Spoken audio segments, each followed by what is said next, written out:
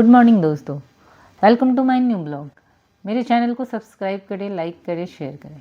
Hello guys, welcome to my new blog. मैं आपकी प्रियंका और मैं यहाँ आपसे चर्चा करने जा रही हूँ नॉर्मल डिलीवरी की कुछ जटिलताओं के बारे में, जिसमें से एक इम्पॉर्टेंट है हमारा पीपीएच। तो मैं आज आपको पीपीएच के बारे में कुछ बताऊँगी। तो पीपीएच क्या होता है? पीपीएच होता है पोस्टपार्टम हैमरेज। ये एक प्रमुख जटिलताओं में से एक है जो नॉर्मल डिलीवरी के दौरान देखा गया है। तो पीपीएच कहते किसे हैं, क्यों होता है?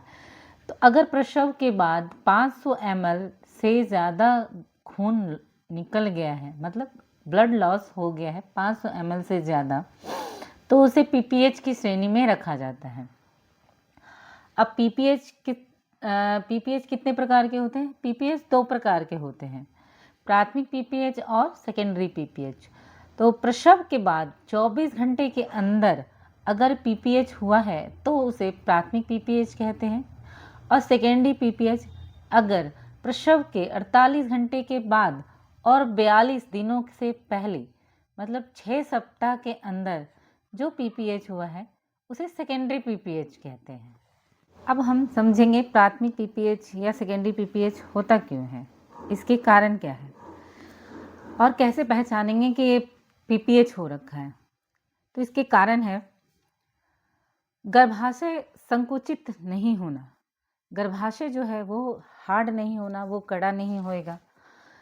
ग्रैंड मल्टीपेरा, अगर बच्चे 4 से ज़्यादा हो, 5 से ज़्यादा हो, मल्टीपेरा मतलब बहुत बार बच्चों को जन्म देने की वजह से भी गर्भाशय क्या होता है, संकुचित नहीं होता है। ऑक्सीटोसिन का गलत इस्तेमाल करना, प्रसव से पहले अगर ऑक्सीटोसिन का इस्तेमाल हुआ हो उसकी वजह से भी पीपीएच होने की संभावना होती है।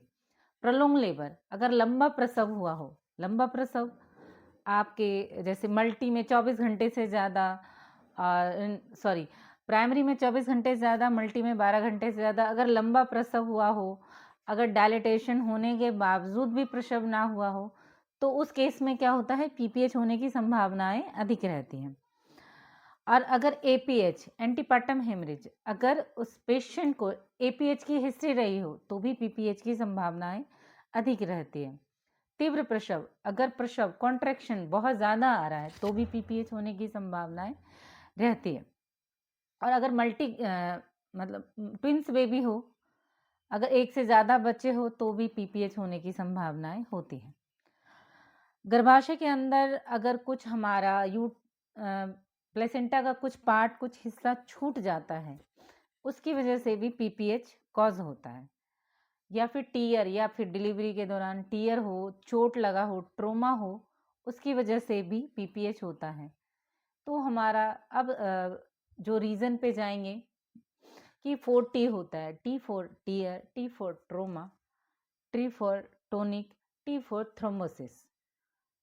अगर टीयर हुआ हो, ट्रोमा हुआ हो, और अगर अटोनिक मतलब अगर जो हमारा यूट्रस है वो कॉन्ट्रैक्ट ना हुआ हो, और थ्रोम्बोसिस जो भी क्लोटिंग फैक्टर होता है वो कुछ मिसिंग, उसमें कुछ अबनॉर्मलिटी की वजह से ब्लड क्लॉट नहीं हो पाता है, तो पीपीएच होने की संभावनाएं होती है।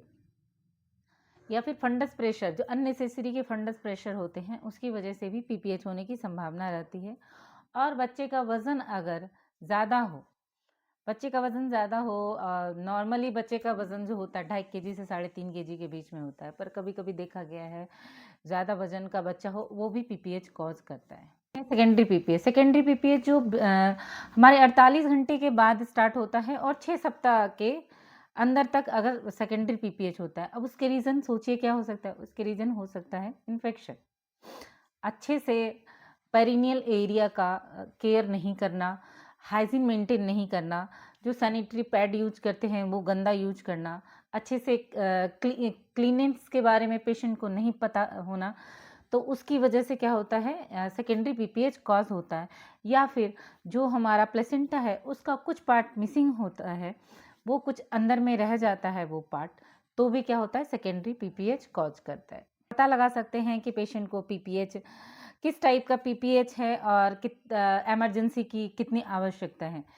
तो पीपीएच किसी भी तरह की हो, बहुत ही एमरजेंसी केस होता है इसमें।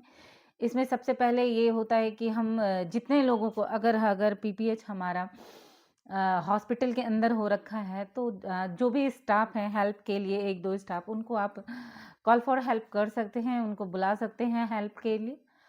और उसका प्रबंधन जितना जल्दी हो सके उतने जल्दी हम पेशेंट को रिस्क से कवर कर सकते हैं। उनको ज़्यादा रिस्क में, ज़्यादा सेप्सिस में जाने से, ज़्यादा सीरियस कंडीशन में जाने से हम उसको बचा सकते हैं।